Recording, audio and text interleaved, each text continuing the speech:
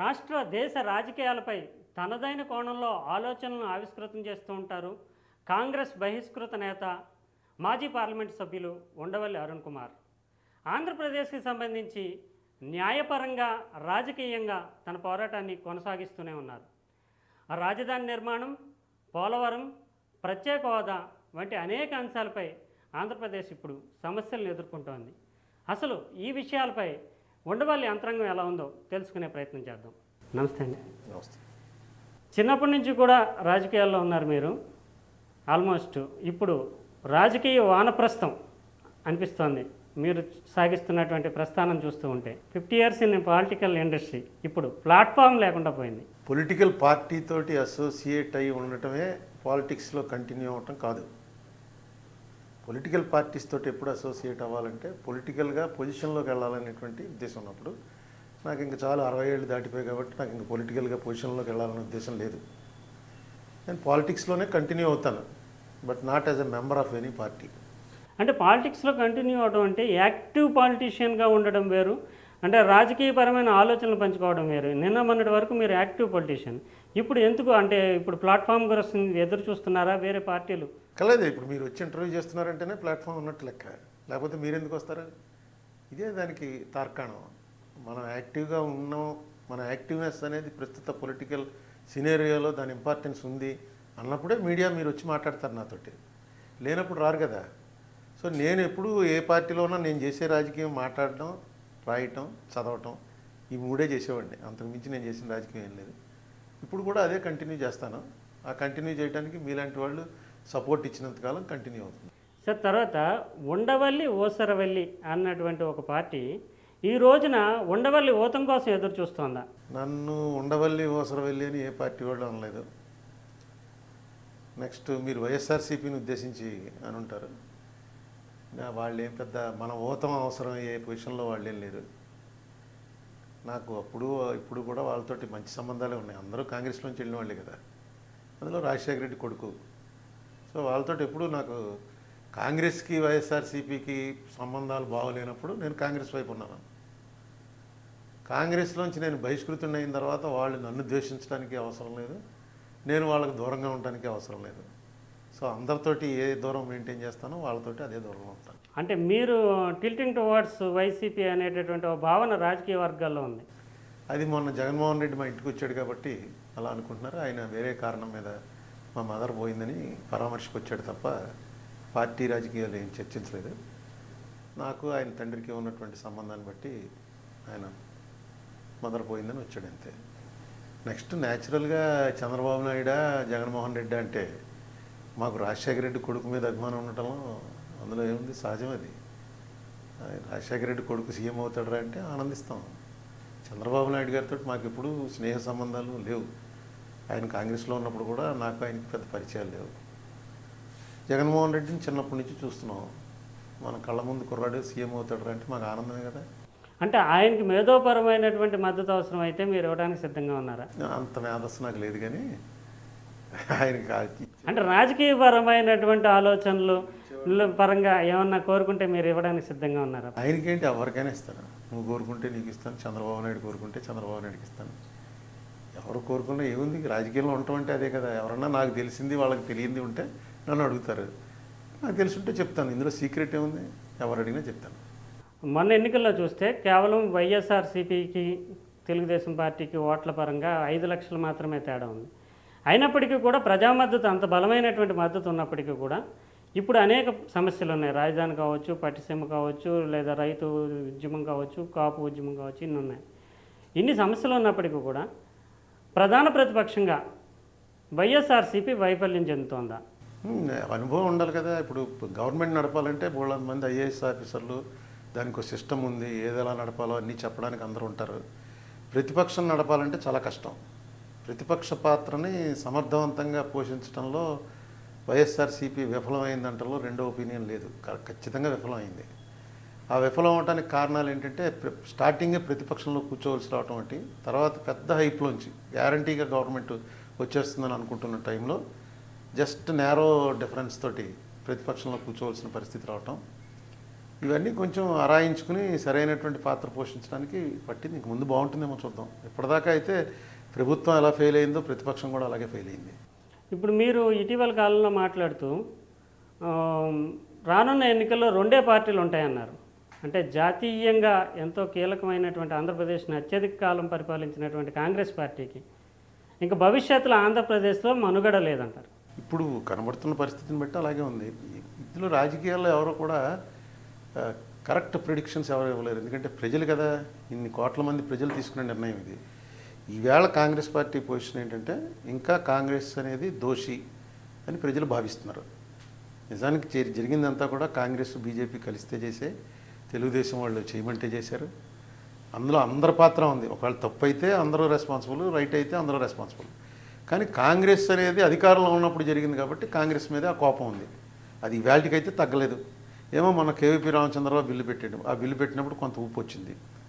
కొంచెం Congress special స్టేటస్కి సపోర్ట్గాను, BJP ఎగెనిస్ట్గాను ఉంది అన్నది ప్రజలకు తెలిసింది. ఇంకా రాబోయే 3 సంవత్సరాల్లో ఏం ప్రయోగాలు చేస్తారో తెలియదు. కానీ చేసి కాంగ్రెస్ పార్టీ పట్ల వచ్చినటువంటి ఒక ద్వేషం ఏదైతే ప్రజల్లో ఉందో దాన్ని పోగొట్టే ప్రయత్నం చేసుకోవచ్చు. చేసుకుంటే మళ్ళీ కాంగ్రెస్ పికప్ అవ్వచ్చు. అయినప్పటికీ 2019లో కాంగ్రెస్ గెలిచే పరిస్థితికి మాత్రం రాదని నా అంచనా. ఇప్పుడు మీరు ఇందిరాగాంధీ, తర్వాత రాజీవ్ గాంధీ, సోనియా గాంధీ, ఇప్పుడు రాహుల్ గాంధీ 3 తరాల పాలిటిక్స్ని చూశారు.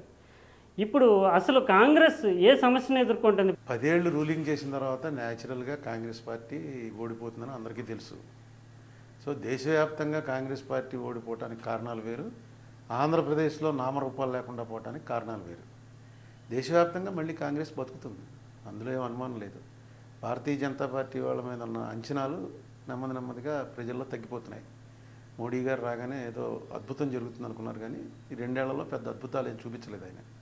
సో ఆయన పలుకుబడి తగ్గుతోందంటే నేషనల్ లెవెల్లో ఆయన వ్యతిరేకుల్ని లీడ్ చేసేది కాంగ్రెస్సే. కాంగ్రెస్ స్వయంగా అధికారంలోకి రాలేకపోవచ్చు, కానీ కాంగ్రెస్ లీడ్ చేస్తుంది. ఇక్కడ ఆంధ్రప్రదేశ్లో టోటల్గా డిఫరెంట్ సిచ్యువేషన్. ఆంధ్రప్రదేశ్లో మిగతా దేశంలో వ్యతిరేకత ఉంది కాంగ్రెస్ మీద, ఆంధ్రప్రదేశ్లో ద్వేషం ఉంది. ద్వేషం తగ్గడానికి టైం పడుతుంది. వ్యతిరేకత ఆటోమేటిక్గా అవతలాల వ్యతిరేకత వస్తే వీళ్ళకి సానుకూలంగా మారుతుంది. ఇప్పుడు ఆంధ్రప్రదేశ్ పునర్వ్యవస్థీకరణ చట్టం ట్రూ స్పిరిట్లో ఇంప్లిమెంట్ అవుతుందా? ఏం అవ్వట్లేదండి. ఆ చట్టాన్ని ఎవడ పట్టించుకోవట్లేదు. అంటే మరి ఏం చేస్తే మనకి వస్తాయి? అంటే ఆంధ్రప్రదేశ్కి రావాల్సినటువంటి ఈ నిధులు కావచ్చు, లేదా ఇతరత్ర ప్రయోజనాలు కావచ్చు వస్తాయి. అసలు రాష్ట్ర ప్రభుత్వం ఎలా ఉండాలి? అది ఆ పార్టీ పరమైనటువంటి ఒత్తిడి ఏ రకంగా ఉండాలి? ఏమి చేయడానికి ఇప్పుడు రూలింగ్ పార్టీ కేంద్రంలోనూ రాష్ట్రంలోనూ ఎన్డీఏ ప్రభుత్వమే ఉంది. చంద్రబాబు నాయుడు గారు అక్కడ అందులో పార్టీ, ఇక్కడేమో బీజేపీ వాళ్ళ పార్టీ. ఇక్కడ మంత్రులు ఉన్నారు, అక్కడ మంత్రులు ఉన్నారు. రెండు గవర్నమెంట్ పరంగా చూసుకుంటే కేంద్రం రాష్ట్రం ఒకటే పార్టీ పరిపాలిస్తున్నట్టు లెక్క. అదే కూటమి. మరి ఎందుకో చంద్రబాబు నాయుడు గారు యాక్ట్లో ఉన్నవి తెచ్చుకోలేకపోయారు, ప్రధానమంత్రి చెప్పినవి తెచ్చుకోలేకపోయారు, నేను అడుగుతూనే ఉన్నాను, వాళ్ళు ఇవ్వట్లేదని ఈయన అంటారు. వాళ్ళు బీజేపీ వాళ్ళు అంటారు ఇవన్నీ అవసరం లేదు, ఇది చాలా బాగుంది రాష్ట్రం పరిస్థితి, మీకు ఏమి ఇచ్చినా సరే ఎక్కువ ఇచ్చినా సరే అనవసరం, ఇంకా ఇచ్చింది చాలు, ఇప్పటికే చాలా ఎక్కువ ఇచ్చామని వాళ్ళు అంటారు. వాళ్ళు ఎంత ఇచ్చారో వాళ్ళు చెప్పరు, వీళ్ళు ఎంత అడిగారో ఎంత ఇవ్వలేదో వీళ్ళు చెప్పరు, ఎందుకంటే మళ్ళీ మిత్రపక్షాలు కదా. సో ఇదంతా కూడా ప్రజల్ని ఒక రకమైనటువంటి అయోమయంలో ఉంచారు. ఎప్పుడో పేలుతుంది ఇద్దరికి, అప్పుడు వీళ్ళు వాళ్ళ మీద వీళ్ళ మీద చెప్పుకుంటూ బయటకు వస్తారు. అది పుణ్యకాలం అయిపోయిన తర్వాత పేలితే దాని పర్యవసానం ఏంటంటే రాష్ట్రం మాత్రం నాశనం అయిపోతుంది. ఆ పార్టీల ప్రయోజనాలు ఎలా ఉన్నా ఆంధ్రప్రదేశ్ కొత్తగా పుట్టిన రాష్ట్రం చాలా దెబ్బతగుతుంది. ప్రత్యేక హోదా అనేది చట్టంలో లేదు అని అంటున్నారు. అసలు చట్టంలో ఉన్నదానికి అంటే ఇచ్చినటువంటి హామీకి మధ్యలో తేడా ఏంటంటే? ఏమి లేదని తేడా ఉందనుకుంటే తేడా లేదనుకుంటే లేదు. రూలింగ్కి వచ్చింది వాళ్ళే కదా. ఇప్పుడు రూలింగ్కి వచ్చినటువంటి వాళ్ళు మొత్తం కావాలంటే ఆ చట్టం మొత్తం మార్చచ్చు. ఆ చట్టం బాగోలేదనేగా గొడవ, కాంగ్రెస్కి చౌదెబ్బ కొట్టేశారు. వాళ్ళు రూలింగ్ వచ్చారు, మార్చమనండి చట్టాన్ని, ఎవడు కాదంటారు. ఎన్ని అమెండ్మెంట్స్ అయినా చేయొచ్చు, ఏం కావాలంటే చేసుకోవచ్చు. ఏదో ఇవ్వటం ఇష్టం లేదు ఒక సాకు, అందులో యాక్ట్లో పెట్టలేదని.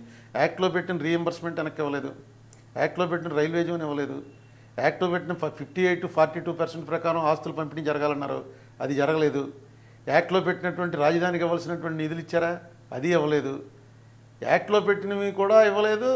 ప్రధానమంత్రి స్వయంగా రాజ్యసభలో ఇచ్చిన ఎష్యూరెన్స్కి ఇవ్వలేదు. ఏమన్నా అంటే ఇది ఎష్యూరెన్స్ అందులో పెట్టలేదు కాబట్టి ఇవ్వలేకపోతారు. అందులో పెట్టినవి ఎందుకు ఇవ్వలేదా అంటే తెలుగుదేశం గవర్నమెంట్ ఇక్కడ తప్పుడు లెక్కలు చూపిస్తోందని అది అంటారు. ఏదో ఒక రకంగా దీన్ని టైం గడపడానికి ప్రయత్నం చేస్తున్నారు తప్ప యాక్ట్ని ట్రూ స్పిరిట్లో ఇంప్లిమెంట్ చేస్తాం, మేము ప్రధానమంత్రి ఎష్యూరెన్సెస్ మేము అని చెప్పమనండి.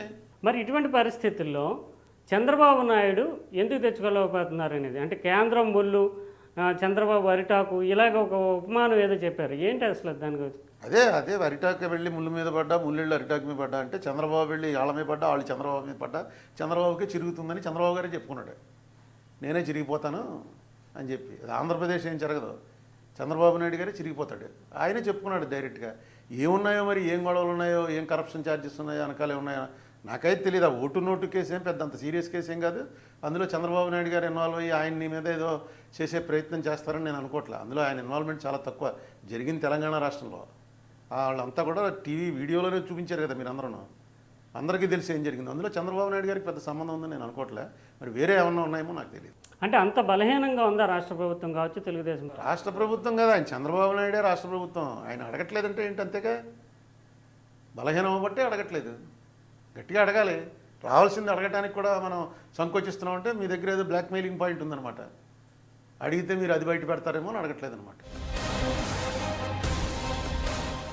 మీరు గతంలో పట్టిసీమకి సంబంధించి చాలా చెప్పారు, కానీ ఇప్పుడు పట్టిసీమ కళ నిజమైంది, నీళ్ళు వస్తున్నాయి అనేటటువంటి ఆ వాతావరణం కనిపిస్తుంది. కృష్ణా గోదావరి సంగమం కూడా జరిగింది. ఈ నేపథ్యంలో పట్టిసీమ మీద మీ స్టాండ్ మార్చుకున్నారా, ఇంకా కూడా అవినీతి జరిగిందని అంటున్నారు? పట్టిసీమలో అవినీతి జరిగిందనడంలో ఎవరికి కూడా వేరే సెకండ్ ఒపీనియన్ లేదండి. నా లెక్క ప్రకారం పట్టిసీమ వల్ల ఎంత నష్టం జరగబోతుందో మీకు కొంతకాలంలో తెలుస్తుంది. ఈవేళ వాటర్ పంపించారు, బాగానే ఉంది. అక్కడ పైన వాటర్ వదిలేసుకున్నామని చెప్పి డైరెక్ట్గా చంద్రబాబు నాయుడు గారు చెప్పేశారు అసెంబ్లీలో. ఇక కృష్ణలో పైనుంచి చొక్క నీరు రాదు అని. అంటే మనకు 200 టీఎంసీకి హక్కు ఉంది. ఆ హక్కుని వదిలేసుకున్నాడు అనమాట. నెక్స్ట్ రేపు పోలవరం ఆగిపోవాల్సిన పరిస్థితి పట్టిసీమ వల్ల, పురుషోత్తపట్నం వల్ల వచ్చిందనుకోండి, మొత్తం అయిపోయింది, రాష్ట్రం మునిగిపోయినట్టే. అంటే ఈ పట్టిసీమ పోలవరానికి ఆటంకంగా పరిణమించే అవకాశం ఉందండి. చూడండి, వెయిట్ చేయండి, చూడండి. అంటే నేను ఇప్పుడు ఇవన్నీ చెప్పడం కరెక్ట్ కాదు. మీరు ఇప్పటికీ ముఖ్యమంత్రికి 10 లేఖలు రాశారు. ఉండవల్లి ఉత్తరాయణంలో అంతరార్థం ఏంటి? ఏం లేదు, ఏదో ఒక డౌట్ వచ్చినప్పుడు ఆ డౌట్ని ఎక్స్ప్రెస్ చేస్తూ దీనికి రిప్లై ఇవ్వండి అని లెటర్ రాస్తే ఎప్పుడు ఆయన పెద్ద పట్టించుకోలేదు. కానీ లెటర్స్ అన్నీ మెయిల్లో పంపించాను కాబట్టి అన్నీ రికార్డ్ అయి ఉంటాయి. ఏ రోజున ఏ లెటర్ రాశానో ఖచ్చితంగా ఏదో ఒక రోజున అవన్నీ బయటకు వస్తాయి. వచ్చినప్పుడు అంటే మీరు లేఖలు రాయటం జనరల్ రాజకీయ కోణంలో రాస్తున్నారా, రాష్ట్రానికి ప్రయోజనం ఇప్పుడు రాజకీయ కోణం వేరు, రాష్ట్రానికి ప్రయోజనం వేరు అనుకోవటమే తప్పు. ఎలా? ఏ పొలిటికల్ పార్టీకైనా సరే first priority state development partake చేసామని అనిపించుకుంటేనే అది పొలిటికల్ పార్టీ సర్వైవ్ అవుతుంది. నేను ఇప్పుడు ఏ పార్టీలో లేను కాబట్టి నేను ఏమి రాసినా సరే స్టేట్ ఇంట్రెస్ట్లో రాస్తాను తప్ప నా పార్టీకి ఏం ఇంట్రెస్ట్ లేదు. దానివల్ల ఎవరికో ప్రయోజనం వస్తుందనడానికి నేను ఏ పార్టీలో మెంబర్ని కాదు. నేను రాసేది పట్టిసీమ ఉంది, పట్టిసీమ మీద ఒక లెటర్ రాశాను. దేనికి కూడా వాళ్ళు రిప్లై ఇవ్వడానికి ఆయన చూసుకోలేదో, టైం లేదో, ఏదో జరిగింది అనుకోండి, అది వేరే విషయం. నాకు వచ్చిన డౌట్లన్నీ కూడా నెమ్మదిగా కోటి కూడా మన డౌట్లు రైటు, గవర్నమెంట్ ఆ టైంలో కరెక్ట్గా యాక్ట్ చేసి ఉంటే బాగుండేది అని రేపు తెలుస్తుంది. ఖచ్చితంగా అన్నీ బయట పెడతాను కదా. బయట పెట్టేటప్పుడు మళ్ళీ మిమ్మల్ని పిలిచి మీకు చూపిస్తాను. అయితే ఇప్పుడు ప్రత్యేక హోదా అనేది ఒక రకంగా కాంగ్రెస్ జీవన్మరణ సమస్యగా ఉంది, బీజేపీకి రాజకీయ సంకటంగా ఉంది, తెలుగుదేశం పార్టీకి కూడా ఒక రకంగా చెప్పాలంటే రేపు భవిష్యత్తులో ఎన్నికలకు వెళ్ళాలంటే ప్రత్యేక హోదా సాధించక తప్పనేటువంటి పరిస్థితి. ఈ నేపథ్యంలో కేంద్ర ప్రభుత్వం ఒక రకంగా దాగుడు మొదలాడుతోంది. ఈ మన కేవీపీ గారు చాలా ఉద్యమ స్థాయిలో చేసినటువంటి దాంట్లో మనీ బిల్లు ఇది ఫైనాన్స్ బిల్లు కాదు, అందువల్ల రాజ్యసభకి ఎటువంటి అధికారం లేదంటున్నారు. అసలు దీన్ని సాంకేతికంగా మీరు ఎలా చూస్తారు? ఏమీ లేదనేది ఎగ్గొట్టడానికి ఆవేళ బిల్లు అక్కడ ప్రైవేట్ బిల్లు పాస్ అయిపోతుంది. నెంబర్స్ కాంగ్రెస్కి మెజారిటీ ఉంది రాజ్యసభలో. మొత్తం మిగతా పార్టీలు ఎక్సెప్ట్ బీజేపీ అన్ని పార్టీలు సపోర్ట్ చేస్తున్నాయి. క్లియర్గా సీన్ అర్థమైపోయింది. ఏదో అలా తప్పించుకోవాలి. అందులోంచి ఒక లైన్ లాగారు. దాని ప్రకారం ఏంటంటే మనీ బిల్లు ఇందులో జనరేట్ అవ్వకూడదు రాజ్యసభలో అని ఉంది. అయితే ఇది మనీ బిల్లా కాదా అన్నటువంటి గొడవ వచ్చినప్పుడు ఎవరు నిర్ణయించాలి? లోక్సభ స్పీకర్ నిర్ణయించాలి అని కూడా ఉంది అందులో. అది తీశారు, ఫస్ట్ టైం తీశారు. అది ఇండియాలో ఇప్పటివరకు ఎప్పుడు జరగలే. ఫస్ట్ టైం తీసి ఈ బిల్లుని అక్కడ పంపించారు. ప్రైవేట్ మెంబర్ బిల్కి ఇవి ఎప్పుడు అప్లై అవ్వవు. ప్రైవేట్ మెంబర్ బిల్ అంటే ప్రభుత్వం పెట్టిన బిల్లు కాదు, అది ఒక ప్రైవేట్ మెంబర్కి ఉన్నటువంటి హక్కు. అంటే ఈ లెక్కలో రాజ్యసభలో వాడు ఎవడో కూడా డబ్బుతోటి కనెక్ట్ అయినటువంటి వాటి దేని మీద కూడా రాజ్యసభకు హక్కు లేదనమాట. రద్దు చేసేయచ్చు రాజ్యసభ.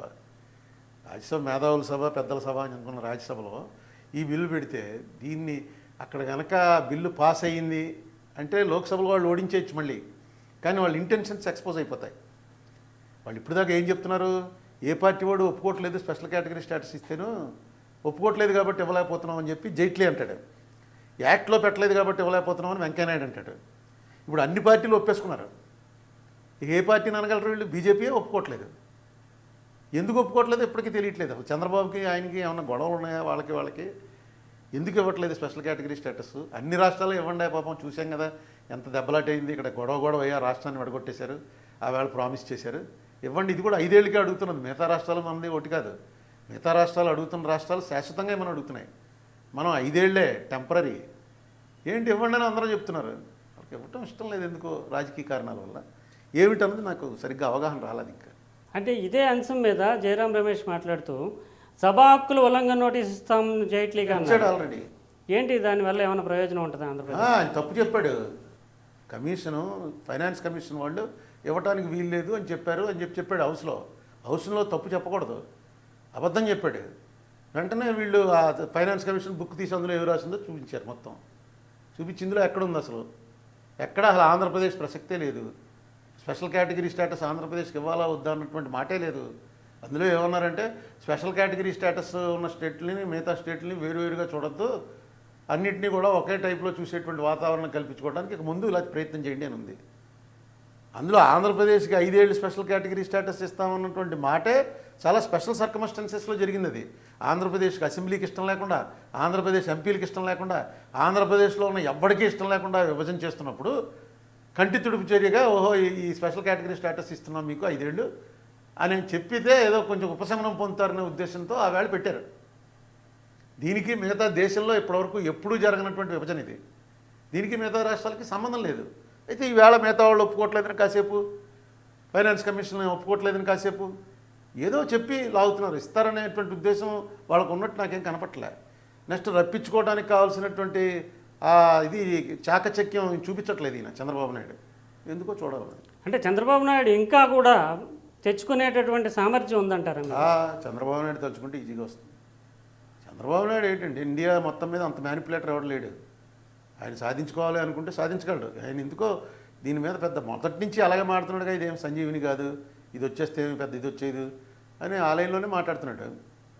చంద్రబాబు నాయుడు తలుచుకుంటే ఎందుకు రాదు? అసలు చంద్రబాబు నాయుడు కళ్ళెర చేస్తే మోడీ గీడి ఎక్కడ అవుతారండి? చంద్రబాబు నాయుడు అంటే అంటే మీరు రెచ్చగొట్టడానికి చెప్తున్నారా?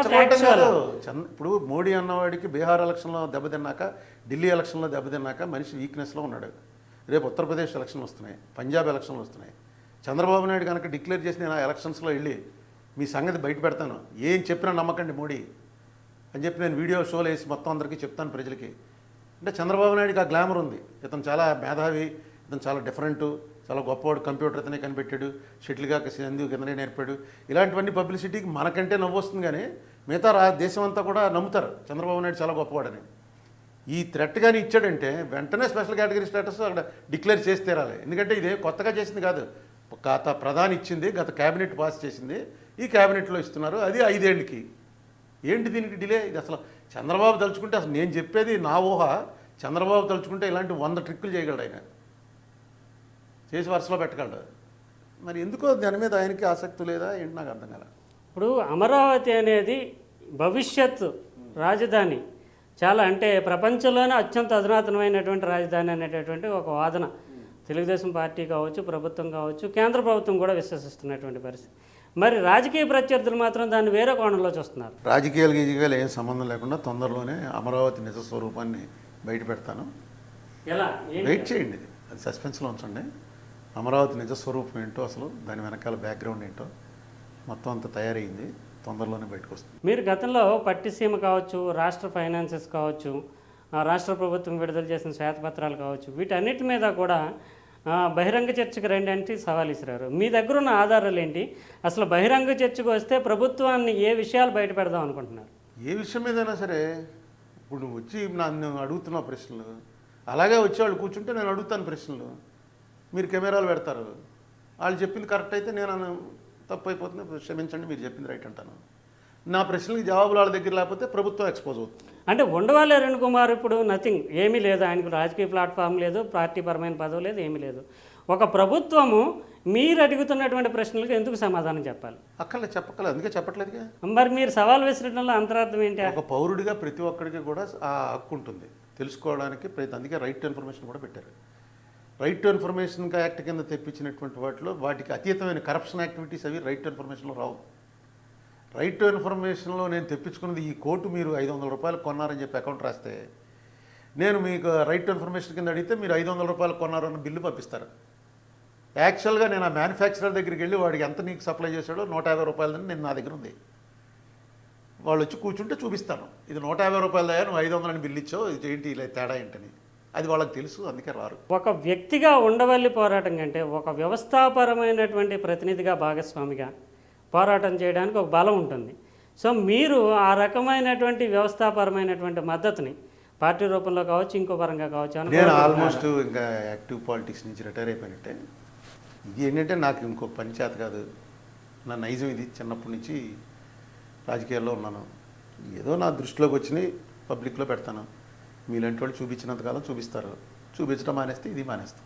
ఇంకా ఫ్యూచర్ కోర్స్ ఆఫ్ ఆంధ్రప్రదేశ్ అంటే రాజకీయంగా ఎలా ఉండబోతుందంట?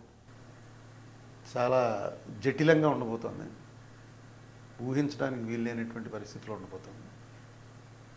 అయితే ఒకే ఒక హోప్ ఏంటంటే భారతదేశంలో ఉన్న మిగతా ప్రాంతాల అన్ని ప్రాంతాల ప్రజలకన్నా ఆంధ్రప్రదేశ్ ప్రాంత ప్రజలకి కొంచెం ఐక్యూ ఎక్కువ ఉంది, హార్డ్ వర్కింగ్ ఉంది, ప్లానింగ్ ఉంది. సో కష్టాలను ఎదుర్కోగలిగినటువంటి శక్తి ఉంది. అదే కాపాడాలి. ప్రభుత్వాలు, ప్రతిపక్షం చేయవలసినటువంటి బాధ్యత వాళ్ళ అంచనాలకు తగ్గట్టుగా మాత్రం నిర్వహించలేకపోతున్నాయి.